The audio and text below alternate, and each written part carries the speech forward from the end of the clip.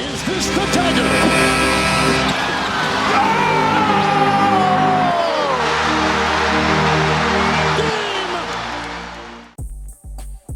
G'day guys, JB here. We are at the end of week 23. There are only 2 or so weeks left in the 25-26 NBA season. There is still some jostling for position amongst the conferences. There are some clear front runners, and there are some guys who are really putting their hand up and looking for recognition as the season winds down.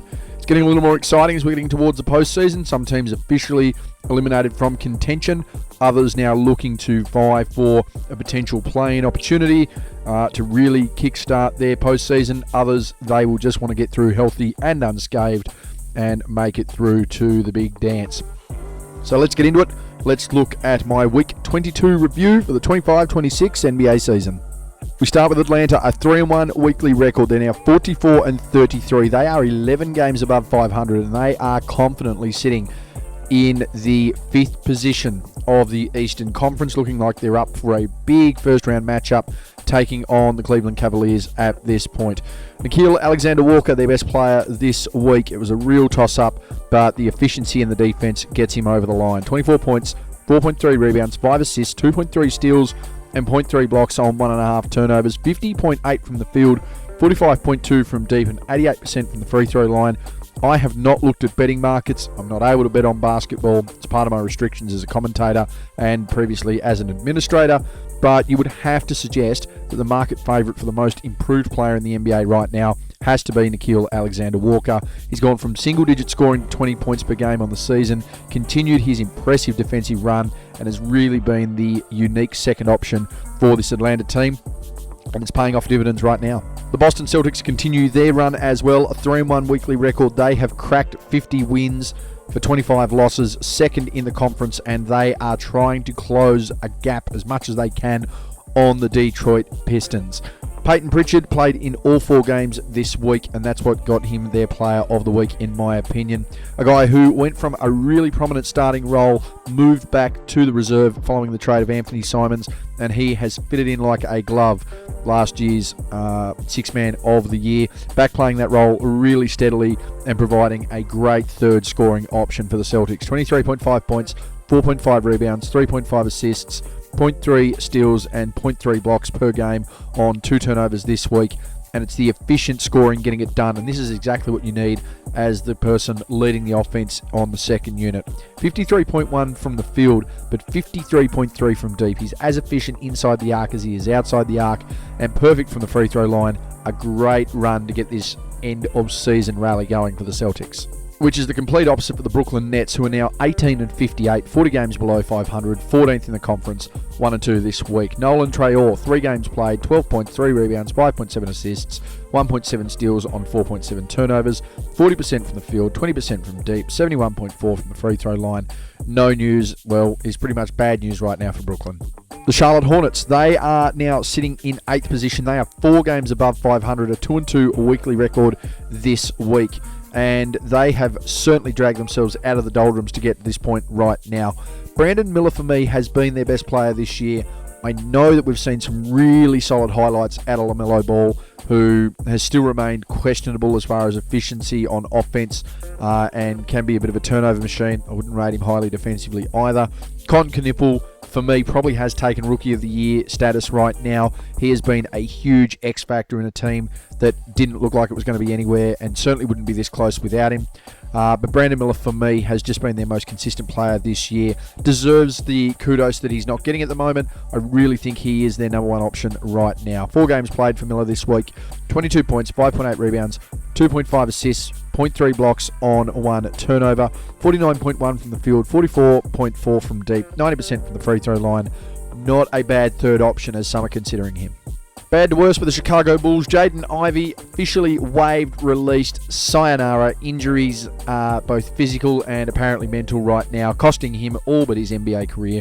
The Bulls without a win this week, 29-47 overall on the year, 12th in the East. Colin Sexton, their best player this week in the 4 games that he played, 21.5 points, 2.5 rebounds, 3 assists, 1 steal and half a block on a turnover. I like the splits, but that's about all they had going for them. 52.6 from the field, 50% from deep, 82.4 from the free throw line. The Cleveland Cavaliers 2-1 this week. They're now 47-29, so they are sitting far more comfortably than Atlanta in the 4th spot. They will likely lock that up for the remainder of the season. A big part of that this year, well, it has been Donovan Mitchell carrying the load offensively for the consistent part of the year. He has to be in All-NBA contention, at worst second team. You look at someone like a James Harden, who has been a very key addition as far as an ancillary piece to this team over the last few weeks, particularly coming out of the All-Star break, and Jarrett Allen having a huge month as well. But a big part of their resurgence has been the recoup of Evan Mobley. Again, has to be back up there in all defensive conversations, in my opinion. Certainly not to the level that he was last year. He was a top 10 player in the league last year, but he really has recovered in the back half of this season. The defensive side of his game really helping elevate the team, and you would think that's going to get him close to an all-defensive nod again. 21 points, 10.3 rebounds, 3.3 assists, 0.7 steals, and 1 block a game and 1 turnover this week. 67.5 from the field, made a third of his threes, almost 9 out of 10 from the stripe. A really nice week for Evan Mobley. The Detroit Pistons, they just keep rolling along. If they have another good week, they will all but sew up the absolute first seed in the East, which is going to be remarkable to see the 2-season turnaround that this ball club has had. They've continued to roll along thanks to Jalen Duren over the last few weeks, especially without Cade Cunningham, who is a chance to miss the required amount of games to be in the All-NBA and MVP conversation, which is a real shame because we're talking about a guy who would have been the number 1 selection for point guard or one of the 5 spots. They don't obviously do a position anymore, but certainly would have been a lock for one of the 5 spots on the All-NBA first team. But this week for the Detroit Pistons, it is Dennis Jenkins, and he has been converted to a very serious contract throughout the year. He is a guy that really helped spark this team early on, and he's really kept that energy. 17 points, 4.8 rebounds, 6 assists, 0.8 steals, and 0.3 blocks for Jenkins on a team. As I said, 3-1 this week. They're 55-21 overall. 44.4 shooting for Jenkins from the field, 45% from deep, 100% from the free throw line. One of these guys that absolutely jumped off the page when no one thought it was going to happen. A nice week for the Indiana Pacers, but they are still 40 games below 500 at 18-58, despite the 2-1 weekly record, and they're 13th in the conference. Pascal Siakam, he has been one of the constants this year for the Pacers. 22 points, 7 rebounds, 4.7 assists, 0.7 steals, and 3 turnovers in the 3 games that he played this week. 46.4 from the field, 26.7 from deep, 76.9 from the free throw line, and Tyrese Halliburton couldn't get back quick enough for the Pacers. The Miami Heat, a 1-3 weekly record for them. They're now 40-37 overall, but such is the depth in the conference that you've got Charlotte at 8, sitting 4 games above 500. You've got Miami at 10, sitting at 3 games above 500. That's the kind of competition that you've seen late in the season for the Miami Heat, for the Orlando Magic, for the Charlotte Hornets, and right now the Toronto Raptors, the other team that is really bouncing around in the play-in series. For the Heat, you thought they'd be a playing team, thought they'd be a bottom 5 team. They have sort of taken expectations above what they needed. They're going to finish above 500, which is really handy for them, but it does show what a couple of bad weeks here or there can do for any given team. Tyler Hero hasn't had the greatest season. Of course, he's had injury concerns, been in and out of the squad. A nice week for him comparatively, even though the 1-3 record doesn't say it. 22.5 points, 3.3 rebounds, 4.8 assists, 0.3 steals, and 0.8 blocks on 1.8 turnovers, 44.6 from the field, 35.1 from deep, 84.6 from the free throw line. I think a consistent year with him, Bam Adebayo, playing next to a Norman Powell and Andrew Wiggins would have made a seriously different squad had they been able to play all those minutes together. The Milwaukee Bucks, their season is over and, capped off this week with a 1-3 performance. 30-46, 11th overall in the conference. This team, you would have to think, looks very different next season. Gary Trent Jr., their best player in the 4 games that he played this week. 16.8 points, 1.5 rebounds, 1.8 assists, 1.3 steals on 2 turnovers. 53.3 from the field, 51.7 from deep, 66.7 from the free throw line. Milwaukee, going nowhere and fast. The New York Knicks, they are going somewhere, but how effectively they're going to be when they get there is yet to be seen. A 1-3 weekly record this week. They are 49-28. You would think they're going to crack that 50-win mark this year. They are still top 3 in the conference. It's going to take a lot of them to slip behind Cleveland at this point. But the question is going to be how they perform in the postseason. And if you run into a red-hot team, there could be cause for concern here for New York, who I tipped and many tipped to win the Eastern Conference. And I've stuck fat on the fact that they need to perform consistently against good teams home and away. Their run over the last few weeks has been against bad teams. They are now playing quality sides. They are now not winning games. This is a concern we had earlier in the year. It's now starting to come to fruition as the postseason arrives. Karl-Anthony Towns has not been as good as he has been over the last couple of seasons. That's been evident. That's been a big contributing factor for the Knicks as well. He was their best player this week, though. 17.5 points, 10 rebounds, 4.5 assists, 0.3 steals, 0.3 blocks on 3.3 turnovers, 54.3 from the field, 50% from deep, 85% from the free throw line. Cat needs to get on the same page, fall into line as that second option under Brunson, really contribute to the team, and then the Knicks might be going somewhere. A 2-2 weekly record for the Orlando Magic. They are 40-36, sharing the same record as Charlotte, and they are 9th in the conference. So it is a real tug of war right now. We haven't seen some consistent health out of Orlando all year, but we have seen a lot of consistency out of this guy right here. Over the last 2 or 3 seasons, Orlando has been another example of why Desmond Bane is a guy that you want on your team if you are going to be competitive, and you need a guy you can rely upon if your first and second options aren't there. He's done this in Memphis the last couple of years. The issue in Memphis has been the culture discussions that have been going around, player behaviour off court, lack of appearance on court, you name it. It just hasn't been there, and unfortunately Desmond Bane has been the victim of it, which is crazy to think because he has arguably been the best player for both of those teams over the last 3 years. This year not an exception, and he had a nice week this week comparatively. 18.8 points, 2.8 rebounds, 3.8 assists, 0.3 steals and 0.3 blocks on 3 turnovers, 40.9% from deep and 88% from the free throw line. Yep, 44% from the field, not great, but Bane consistently turning up when no one else is, and he needs to be getting kudos for that. Over to Philadelphia, who have started to warm up a little bit. They are the 6th seed in the East. It's going to take a fair bit to catch a team that is 8 games above 500. Everyone else you're battling is only 4 games above 500, but the other side of that, they would be running into New York in the first round. Again, this is the concern I have for New York. If Philadelphia is healthy and they're starting to contribute where they can, they could very well sneak a series, and then Bedlam once again would break out in New York City. This week, a 2-1 weekly record for the 76ers, 42-34 overall, as I mentioned, 6th in the conference, and Paul George is back with a vengeance. The only concern I have is that we're talking about a guy who just got done for performance-enhancing drugs and getting a 25-game suspension, and then he comes back. Yep, okay, 25 games out. That's a fair bit of time to get the conditioning and everything up outside of team facilities, but I probably wouldn't be coming back looking like you're a player who has really, really struggled to even get on the floor and look like that you are potentially enhancing your performance, let's put it that way. But this week for Paul George, really solid week, throwing it back to some old school Paul George. 28 points, 7.3 rebounds, 3.3 assists, 2.7 steals, 0.3 blocks and 1.3 turnovers, 52.5 from the field, 41.2 from deep, and 80% from the free throw line. And the 76ers have managed to hit a bit of form. Again, tied record with the Toronto Raptors, but they have just dipped at the wrong time of year. There's still plenty going around to suggest that, hey, if you are a team that is out of sorts taking on the Raptors, if they hit a streak of form, could be like Philadelphia playing New York. Toronto could have a very similar effect playing New York. It could spell the end of your season sooner rather than later. For the Raptors this week, 2-2 weekly record, as I mentioned, 7th in the conference, same record as the Philadelphia 76ers, so a bit of a 7-6, 6-7, if you know what I'm saying there. RJ Barrett, their best player this week, and again, hasn't quite been RJ Barrett that he was last season, but he hasn't had to be. There have been some more consistent pieces around him in Ingram. Scotty Barnes having one of the better seasons for his career. You would think he's going to be up there in all defensive conversations.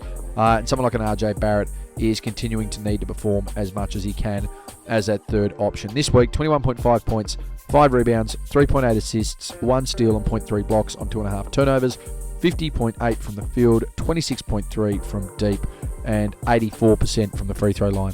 And finishing off in the East, the Washington Wizards, 0-4 weekly record. They are stone motherless in the East, 17-59 overall. Will Riley continuing to show up for a team that really doesn't want to show up at all.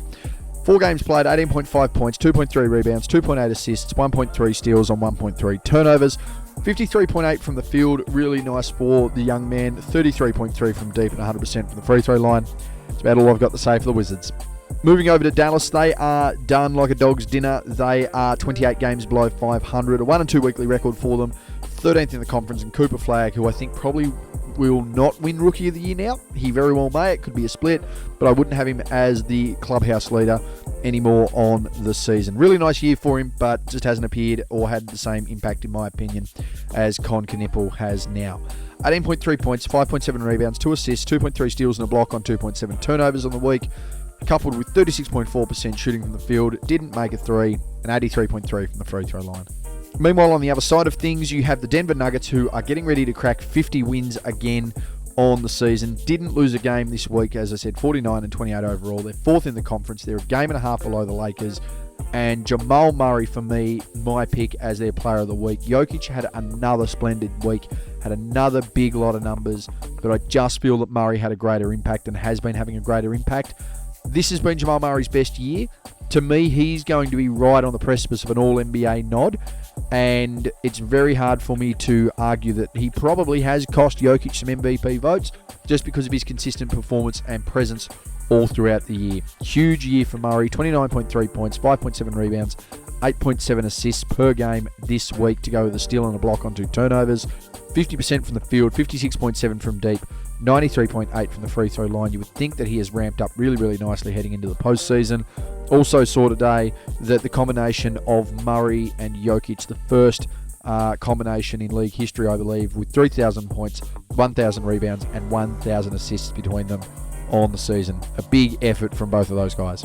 The Golden State Warriors, they are hoping for a Steph Curry comeback over the next couple of weeks to try and get them back towards 500. They're locked into the play-in spot, but the question's going to be how they go in the play-in spot, let alone if they roll out and end up being stuck against Oklahoma City or the San Antonio Spurs. This is probably going to be a really good example for me in the West, why 500 teams, no matter their position, should be in a play-in tournament opportunity. If you're not in the first 8, and I think Golden State's going to prove it this year, if you're not in the first 8, you shouldn't be playing in the postseason. Really simple stuff. 10th in the conference, 36 and 40 as I mentioned. Brandon Podziemski, their best player this week in the 3 games that he played. 19.7 points, 7 rebounds, 4.7 assists, 1.3 steals and 0.3 blocks on 1.3 turnovers. 51.4 from the field, 47.6 from deep, 92.9 from the free throw line. I can't fault the splits, and hopefully he can be as complimentary as he has been now when Curry is back. Same with Guy Santos. But again, Golden State struggling to finish at 500, still somehow making a play-in tournament, does an absolute disservice to the postseason in the NBA. A team that is well and truly above 500 though, and for some reason there is still this narrative around the issues of Houston, which is fair enough because they are probably not going to make a semi-final run, or they're certainly going to make a semi-final run, you would think, but they may not make an NBA Finals run. The Rockets have still managed to somehow win games despite the concerns and body language issues that you're seeing with the team. 4-0 record this week, 47 and 29 overall. There's still a chance to win 50 games. They're 5th in the conference. And someone like Şengün has really started to pick up the pieces over the last few weeks, particularly this week. Kevin Durant having a really nice, solid week once again. But the overall presence of Şengün, he works better as a facilitator. He can defend. Second, third option as a scorer. He's still giving you 20 points. Probably need to start focusing a bit more on that distribution, particularly because they don't have a great passer right now. Şengün could be that X factor for them in the postseason. 22 points, 8.8 rebounds, 7 assists, 1.8 steals and 1.5 blocks on less than a turnover a game this week. You couple that with 57.4 from the field, 72.7% from deep, and 75% from the free throw line, and you have a very, very dangerous second or third option with a guy who has just recently passed Michael Jordan in career points.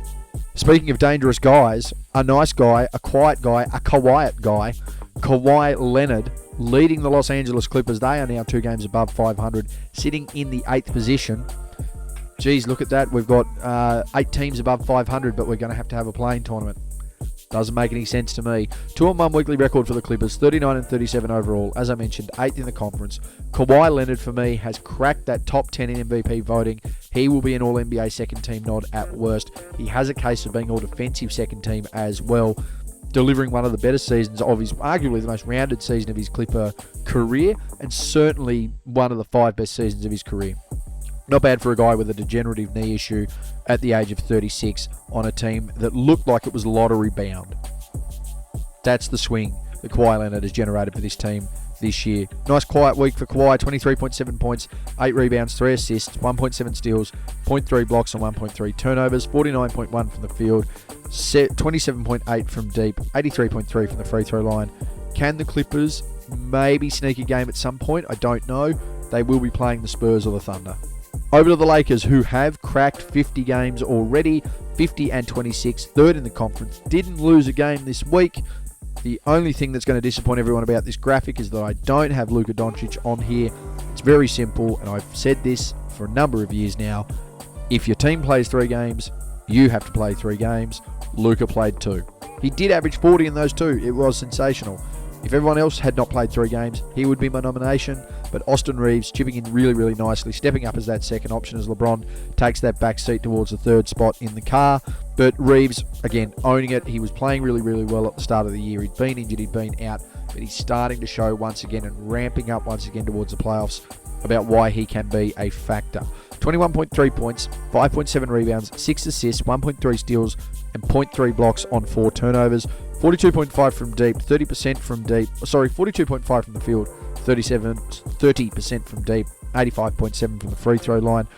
You know, the concerns for me are there that the inefficiencies is what's going to cost them at some point, and I don't think their team is deep enough to defeat either the Spurs or Oklahoma City, but they are doing enough to potentially sneak a first round win. A team that's not going to see the first round, at least in person, they might tune in on television or one of the multiple streaming platforms that the league is on now, is the Memphis Grizzlies, a 1-3 weekly record, 25 and 51 overall, 12th in the conference. Cedric Coward, 4 games played this week. He has proven to be a beacon of hope in a team with a lot of dark issues right now. 14 points, 4 rebounds, 2.3 assists, 1.5 steals, and 0.3 blocks on 1.3 turnovers. 45.5 from the field, 28.6 from deep, and 85.7 from the free throw line. Minnesota with a 1-1 weekly record. They're an outside chance of breaking 50 games once again. They only played the 2 this week. They are 5th in the conference, getting the job done there. Rudy Gobert, 2 games played this week for Minnesota. 14 points, 11 rebounds, 0.5 assists, 0.5 steals on 1.5 blocks. Add in 2 turnovers there for the big Frenchman. 70.6% from the field, 66.7% from the free throw line, and he is still having an impact here or there for the Minnesota Timberwolves. I mean, it is a bit of a concern to have him as your best player on any given week unless he has been absolutely outstanding on the defensive end. That's not to say that he hasn't been. He's still one of the premier defenders in the league, but you've also got to be realistic about where your team sits when a performance like that comes through. Anthony Edwards, how far away is he? We don't know. He's going to need to be the consistent factor in the postseason if Minnesota are a chance to sneak another series. It certainly can't be off the back of Rudy Gobert. The New Orleans Pelicans didn't win a game this week. They're 26 below 500. They're 11th in the conference. Season is done and dusted. Zion Williamson, 3 games played this week. 20.3 points, 5.7 rebounds, 3 assists, 0.7 steals, and 0.3 blocks on 1.7 turnovers. 67.6 from the field, didn't attempt a 3, 71.4 from the free throw line. And remember, ladies and gentlemen, this was meant to be the healthiest season of this man's career. And then on the other side of it, you've got a team that continues to be the championship favourite. They are being slightly challenged right now by the Spurs, who you think are going to present one of the better conference finals matchups that we've had in recent history, with a very like-for-like team. 2 outstanding outliers who right now have a case as 1-2 in the MVP race. The Thunder undefeated this week, 3-0, 60-16. 40 before 20 makes you a contender. 50 before 20 makes you a serious contender. And 60 before 20 has to make you the championship favourites. They are still a chance to win 65 games. Again, predicted them to win at least 65 this year. They looked like they were going to win 75, such was their form. But it looks like they might be able to finish with 65 games here. They are still penciled in for another big showdown against the Spurs. Shai Gilgeous-Alexander, for me, has won the NBA MVP for 25-26. No one can catch him in my race. And you've only got to look here this week on what essentially is a down week, even though he averaged 34 points. To go with 3.3 rebounds, 4 assists, 1 steal and a block on 3 turnovers, 45.9 from the field, didn't make 20% of his 3-point shots, and only 81.8 from the free throw line. But he has been as an efficient offensive player in the league for quite some time now. This year, another leading example. The Phoenix Suns, a 2-1 weekly record for them, 42 and 34 overall, so they are 7th. So we're starting to see a little bit of parity between these lower seeds or these mid seeds in each conference, because 42 and 34 would also get you 7th in the East. Devin Booker, another big week. Has just fallen out of my MVP conversation in the top 10, still in my All-NBA conversation, and he potentially could jump higher depending on how the 65-game rule plays out for a bunch of other people. Again, I say it all the time, he's able to play that combo guard. He can transition to be a real facilitator. He can be a genuine scorer. He's been doing this for most of his career. It's just a shame he hasn't had a full team around him for more than a year and a half. I think Phoenix will look to make a move on that next year. And if you can get Dillon Brooks back consistently and healthy along with Jalen Green, you just need a big. And then they become a bit more of a conversation. This week for Booker, 32 points, 2.7 rebounds, 6.7 assists, 0.7 steals, and 0.3 blocks on 2.7 turnovers. 59.3 from the field, 41.2 from deep, and 86.2 from the free throw line. They are the expected splits you want out of your all-time leading scorer for the franchise. The Portland Trail Blazers, the only team in the Western Conference right now that has a case for going into a play-in tournament because they're above 500. But I also need to put a dampener on Portland spirits because, let's be real, the only reason they brought in the play-in tournament was for the bubble, and that was to try and determine some seeding. That made no sense because not everyone played the same number of games. Go and look it up. You then have it in for, marketing purposes, which also makes no sense because for the previous 70 plus years of the league, they had ways to divide teams up and have them qualify. If you need more chances after 82 games, you don't deserve to be in the postseason, and I don't care what sport you're playing. But Portland are sitting okay. They are 9th, 39-38. They're a game above 500, 2-1 weekly record. Denny Avdia starting to get back into his own after having some serious time away and having an impact here as well. 22.7 points, 9 rebounds, 6.3 assists, 1 steal, 0.7 blocks on 3.7 turnovers, 52.2 from the field, 20% from deep, 66.7 from the free throw line. No one would have had Portland in this position when they found out the news about Chauncey Billups at the start of the year. And a team that I don't think anyone thought was going to be this bad has remained poor and stayed poor all of the year. They are one of, if not the worst team in the league, roster for roster comparison. Sacramento 1-3 this week, 20-57 overall. Stone motherless in the Western Conference. Precious Achiuwa, their best player this week in the 4 games that he played, 18.5 points, 10.5 rebounds, 1.5 assists, 1.3 steals on 0.8 blocks to go with 2 turnovers, 60.7 from the field, 20% from deep, and that's correct, 45.5 from the free throw line. On the other side of things, you have the San Antonio Spurs, who are running as hard as they can to a 60-win season when many didn't predict them to even win 40, to be finishing second in a conference that no one expected them to do more than make the playoffs, with a guy that is coming off a deep vein thrombosis last season and is staking his claim to finish top 3 in MVP voting, to win the Defensive Player of the Year, to make the All-NBA first teams and All-Defensive first teams, and have a genuine case as the best player in basketball by the end of the year. Many people have criticised Wembanyama's scoring. Well, they didn't need to worry about that this week, did they? 3 games played, adding in the fact that he is still by far and away the best defender on the planet. 35 points, 16.3 rebounds, 4.3 assists, a steal, and 2.3 blocks a game on 1.7 turnovers. 57.1 from the field. Made a third of his threes. Almost 91% from the free throw line. Victor Wembanyama is seriously pushing some buttons for a lot of people. They do not like it, and I couldn't love it anymore if I tried. And coming off all of that, we then go to the Utah Jazz, who went 0-4 this week. They're 21-56. They're not going to make the playoffs. They might not even get reception in Utah to watch the playoffs. And they are 14th in the West. Kyle Filipowski, their best player this week, 24 points, 9.8 rebounds, 4 assists. I actually can't fault the guy for his performance this week. 1.3 steals, 0.5 blocks on 1.3 turnovers, 63.8 from the field, 43.5 from deep, and 80% from the free throw line. But he did it on a team that didn't win a game, doesn't look like winning a game, and is clearly just waiting for next year to hope health holds out. And that is my review for week 22, ladies and gentlemen. There is a lot going on in the association right now. There are some players that are staking their case. There are some other guys that are just putting their hand up to remind everyone they're about.